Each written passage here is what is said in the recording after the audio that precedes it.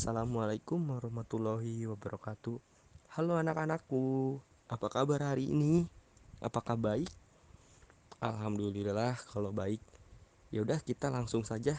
Pertemuan kali ini kita akan membahas tentang cara menghadapi tantangan dan masalah yang sering dihadapi oleh siswa SMP. Nah, tentunya kalian sebagai siswa sering kan dihadapkan pada berbagai situasi yang memerlukan kekuatan mental, strategi yang tepat untuk mengatasi setiap tantangan dan masalah yang kalian hadapi. Nah, mari kita bahas beberapa poin penting tentang hal ini. Poin pertama yang akan kita bahas yaitu tantangan yang mungkin dihadapi siswa SMP. Yang pertama yaitu tantangan akademis. Tantangan akademis ini berupa beban tugas yang sangat tinggi atau PR yang sangat berat. Nah, kalian bisa mengatasi hal tersebut dengan cara mengelola waktu dengan baik dan belajar secara efektif menjadi kunci untuk mengatasi tantangan dan masalah kalian yang sering kalian hadapi seperti PR yang sangat memberatkan atau enggak PR yang sangat rumit dan kompleks seperti itu. Selanjutnya yaitu adanya kesenjangan dalam pemahaman materi. Nah, setiap siswa tentunya memiliki kecepatan dan gaya belajar yang berbeda. Mungkin dari beberapa kalian mengatasi kesulitan dalam memahami materi tertentu, seperti misalnya si A mengalami kesulitan dalam memahami materi matematika, tetapi si B ini dalam mempelajari matematika ini sangatlah mudah dan sangat cepat untuk memahaminya. Nah, tentunya untuk mengatasi hal tersebut kalian dapat berkomunikasi dengan guru dan mencari bantuan tambahan dapat membantu mengatasi tantangan ini, seperti kalian bisa berdiskusi dengan atau bertanya dengan teman kalian yang sudah paham, atau enggak kalian bisa mengikuti les privat di luar sekolah seperti itu. Dan selanjutnya yaitu adanya tantangan sosial. Nah, tantangan sosial ini berupa perubahan dinamika kelompok. Nah, tentunya kalian selama di SMP ini kalian sudah pernah mengalami perubahan dinamika persahabatan. Nah, hal ini dapat menyebabkan konflik interpersonal atau perasaan kesepian. Nah, untuk mengatasi hal tersebut, kalian belajar untuk berkomunikasi secara efektif dan membangun hubungan yang sehat dengan teman-teman di kelas atau enggak teman-teman di luar kelas selain dari dari kelompok kalian seperti itu. Hal ini dapat membantu mengatasi tantangan ini. Selanjutnya yaitu ada tekanan teman sebaya. Nah, tekanan untuk bersikap dan tampil sesuai dengan norma sosial atau ekspektasi dari teman sebaya dapat menjadi sumber stres bagi kalian. Nah, di sini kalian penting nih untuk memahami nilai-nilainya, nilai-nilai diri kita sendiri dan tidak terpengaruh oleh tekanan dari luar seperti itu. Poin selanjutnya yaitu tantangan emosional. Nah, tantangan emosional ini berupa fluktuasi emosi, di mana masa remaja atau masa SMP ini seringkali diwarnai oleh fluktuasi emosi yang tidak terduga. Perasaan tidak percaya diri, cemas, takut, depresi, atau kecewa adalah hal yang umum dan biasa terjadi. Nah, untuk mengatasi hal tersebut, kita dapat membangun keterampilan dalam mengelola emosi dan mencari dukungan orang-orang terdekat dapat membantu mengatasi tantangan ini. Selanjutnya yaitu stigma mental health. Masih ada stigma terkait kesehatan mental di masyarakat. Hal ini dapat menghambat siswa untuk mencari bantuan ketika membutuhkannya. Nah, untuk mengatasi hal tersebut, penting untuk kita mempromosikan kesadaran akan kesehatan mental dan menghapus stigma yang ada. Seperti itu. Nah, poin selanjutnya yang akan kita bahas yaitu tentang strategi mengatasi tantangan dan masalah. Poin pertama yaitu membangun dukungan sosial dengan cara yaitu menjaga komunikasi terbuka. Seperti yang sudah Bapak jelaskan di poin sebelumnya, ketika kita ada masalah jangan ragu untuk berbicara atau berbagi dengan teman, keluarga, atau guru tentang masalah yang dihadapi. Dapat memberikan perspektif baru dan dukungan emosional secara langsung maupun tidak langsung. Selanjutnya yaitu mengikuti kegiatan ekstrakurikuler. Nah, bergabung dengan klub atau ekstrakurikuler atau kegiatan di luar kelas dapat membangun atau membantu memperluas lingkaran sosial dan menciptakan ikatan dengan orang lain yang memiliki minat yang sama. Nah, ketika kita mempunyai hobi atau minat yang sama dengan teman sebaya, tentunya kan kita merasa kayak lebih cocok, lebih dekat dan sebagainya. Nah, ketika kita mempunyai masalah, tentunya kita bisa bercerita atau berbagi dengan teman tersebut. Seperti itu. Selanjutnya yaitu mengelola waktu dengan baik.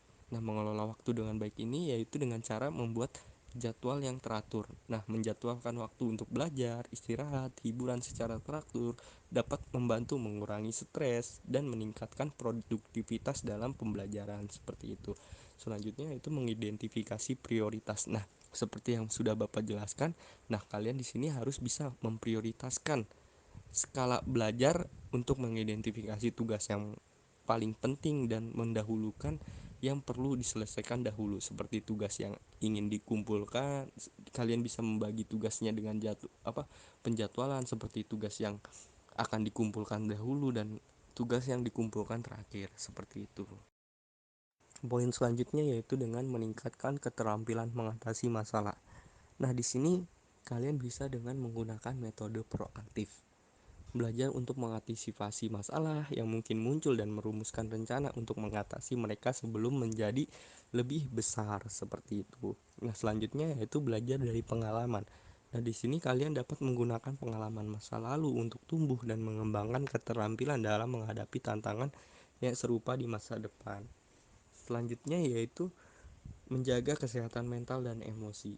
Nah, kalian bisa berlatih teknik relaksasi ini dengan cara meditasi, yoga, latihan pernapasan, dan dapat membantu mengurangi stres dan meningkatkan kesejahteraan mental.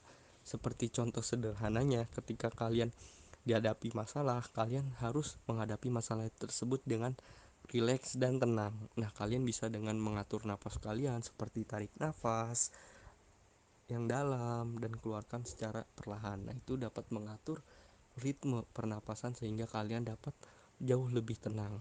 Nah, selanjutnya yaitu mencari bantuan profesional.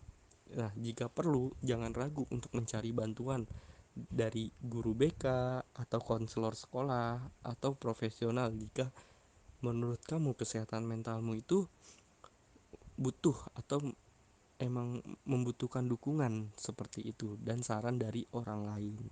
Seperti itu. Poin selanjutnya yang akan kita bahas yaitu tentang manfaat mengatasi tantangan dan masalah. Yang pertama yaitu meningkatkan kekuatan mental dan emosional. Nah, mengatasi tantangan dan masalah dapat membantu memperkuat ketahanan mental dan emosional siswa. Proses menghadapi tantangan memungkinkan kita untuk membangun ketangguhan dalam menghadapi situasi di masa sulit di masa depan. Yang selanjutnya yaitu pembelajaran dan pertumbuhan pribadi. Setiap tantangan dan masalah yang kita atasi memberikan peluang untuk pembelajaran dan pertumbuhan pribadi. Melalui refleksi atas pengalaman tersebut, siswa dapat mengidentifikasi kekuatan dan kelemahan mereka serta mengembangkan keterampilan yang diperlukan untuk menghadapi tantangan di masa mendatang. Selanjutnya yaitu peningkatan percayaan diri dan diri sendiri. Mengatasi tantangan dapat meningkatkan rasa percaya diri siswa dalam kemampuan mereka untuk menghadapi masalah yang muncul. Ketika siswa berhasil mengatasi tantangan, mereka juga dapat lebih yakin dan dengan kemampuan mereka sendiri dan lebih merasa siap untuk menghadapi tantangan berikutnya. Selanjutnya yaitu poin keempat, peningkatan hubungan sosial. Nah, di sini adanya proses mengatasi tantangan sering melibatkan dukungan dari teman, keluarga, dan guru. Ini dapat memperkuat insan sosial dan menguatkan hubungan antara siswa dan dengan orang-orang sekitar. Dukungan sosial yang diberikan dapat diterima dan dalam menghadapi tantangan dan juga membantu membangun keterampilan komunikasi dan kerjasama. Nah, poin terakhir yaitu persiapan untuk menghadapi masa depan. Nah, kemampuan untuk mengatasi tantangan dan masalah merupakan keterampilan yang sangat berharga untuk dimiliki dalam kehidupan dewasa ini. Proses ini membantu siswa mengembangkan keterampilan problem solving, manajemen stres, dan adaptasi yang akan membantu mereka sukses dalam berbagai aspek kehidupan di masa depan. Dari materi yang telah Bapak sampaikan, dapat disimpulkan bahwa Menghadapi tantangan dan masalah sebagai siswa SMP mungkin tidaklah mudah, tetapi dengan strategi yang tepat dan dukungan yang memadai, kita dapat mengatasi semua itu dengan baik. Penting untuk diingat bahwa kita tidak sendirian dalam perjalanan ini, dan selalu ada sumber daya dan orang-orang yang siap membantu kita. Jangan ragu untuk mencari bantuan ketika kita diperlukan, dan percayalah pada kemampuan kita sendiri untuk mengatasi setiap tantangan yang datang. Terima kasih teman-teman. Apakah ada pertanyaan atau komentar sebelum kita mengakhiri sesi ini? Ya, silahkan yang ingin bertanya dan berkomentar, Bapak persilahkan.